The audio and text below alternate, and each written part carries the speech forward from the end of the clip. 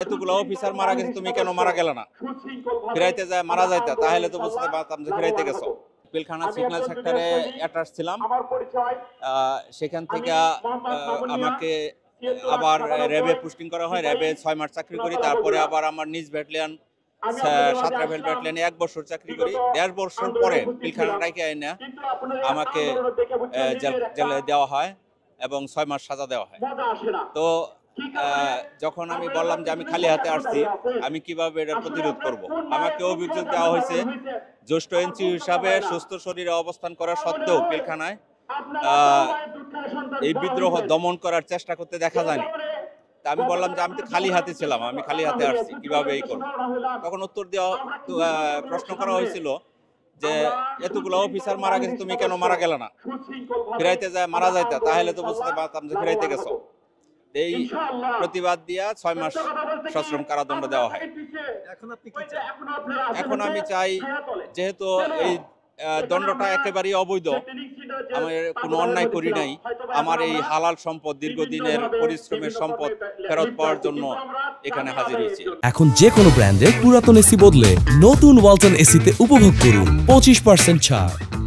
24-এর গণঅভ্যুত্থানের ফলশ্রুতিতে যে সরকার রয়েছে, যেহেতু 24-এর গণঅভ্যুত্থানের অন্যতম নিয়ামক এই পিলখানা হত্যাকাণ্ডের ঘটনা, সেহেতু 24-এর গণঅভ্যুত্থানের সরকারকে বলবো, আপনারা অতি দ্রুত সময়ের মধ্যে যেই কাজগুলো বাস্তবায়ন করবেন, তার মধ্যে অন্যতম হলো এই বিডিআর আন্দোলনের প্রেক্ষিতে ক্ষতিগ্রস্তদের পাশে দাঁড়ানো এবং অন্যায়ভাবে জেলবন্দীদের মুক্তি দেওয়া। আপনাদের মূল কাজ হলো এই পিলখানা হত্যাকাণ্ড, এই সাপ্তাহ হত্যাকাণ্ডের বিচার করা। এটি আপনাদের সরকার গঠনের অন্যতম ম্যান্ডেট। আমরা এখান থেকে বারবার বলার পরও আপনারা কিসের জায়গা থেকে, কোন জায়গা থেকে, কোন প্রতিষ্ঠানের কাছ থেকে, কোন ব্যক্তির কাছ থেকে হুমকি পাচ্ছেন, ভয় পাচ্ছেন? 9 আগস্ট 2024 সাল থেকে আন্দোলন সংগ্রাম করে আসতেছি। এই পর্যন্ত আমরা সরকারের কাছ থেকে কোনো ধরনের সহযোগিতা আমরা পাইনি। বিভিন্নভাবে আমাদেরকে বিভিন্ন মন্ত্রণালয়ে ডাকা হয়, ওখানে নিয়ে আমাদেরকে সান্ত্বনা দেয়, কিন্তু আমাদের জন্য কোনো কাজ করতেছে না। এখন গতকালকেও ঠিক স্বরাষ্ট্র মন্ত্রণালয়ের প্রধান সচিব মহোদয় আমাদেরকে ডেকেছেন। উনি আমাদের কাছে একটা দরখাস্ত চেয়েছেন, কি করতে পারি দেখি। আমরা তো কি করতে পারি দেখি, আমরা এটা না, আমরা চাইছি ওনাদের কাছে সহযোগিতা।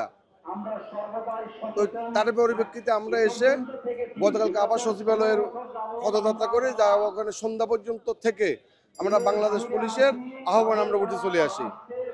আজকে সকাল 10টায় স্বরাষ্ট্র উপদেষ্টার সাথে সাক্ষাৎ হওয়ার কথা ছিল, উনি হয় নাই, সাক্ষাৎ করতেছেন না। তারই পরিপ্রেক্ষিতে আজকে আমরা দিনের 12:30টায় সচিবালয়ের উদ্দেশ্যে প্রধান উপদেষ্টার মহোদয়ের সাক্ষাতের জন্য আমরা পদযাত্রা করব এবং আশা করি আপনাদের মাধ্যমে প্রধান উপদেষ্টা মহোদয় জিনিসটা শোনার পরে আমাদের প্রতি বিবেচনা করে আমাদের সাথে সাক্ষাৎ করবেন, অথবা ওনাদের কোনো কর্তৃপক্ষ পাঠিয়ে আমাদের দাবিগুলো বাস্তবায়ন করবেন।